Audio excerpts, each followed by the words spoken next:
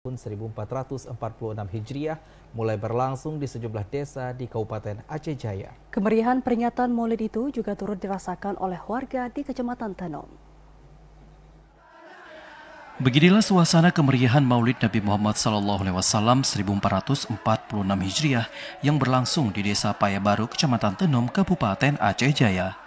Kegiatan Maulid Nabi Muhammad SAW yang dilakukan di desa ini setiap tahun dengan mengundang sejumlah grup zikir dari berbagai desa dan pesantren di Kecamatan Tenom dan sekitarnya.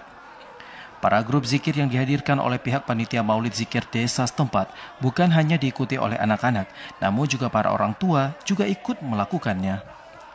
Selain itu dengan mengundang para desa tetangga juga sebagai bentuk menjalin tali persaudaraan dan juga persatuan antar desa yang harus selalu dilakukan, terutama dalam bidang keagamaan. Ketua Panitia Maulid Nabi Desa Payabaru mengatakan peringatan Maulid Nabi yang ada di desanya dihadiri hampir 2.000 orang dan nantinya pihak desa juga akan menyediakan nasi bungkus yang diberikan kepada setiap warga yang hadir.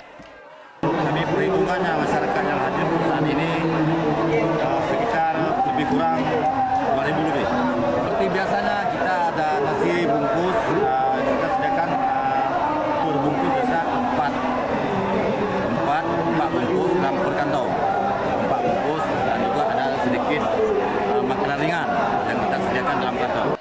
Dirinya menambahkan, terlaksananya peringatan Maulid Nabi Muhammad SAW di desanya atas kerjasama semua masyarakat sehingga kegiatannya berlangsung dengan aman dan juga lancar. Dari Aceh Jaya, Musliadi, TVRI melaporkan.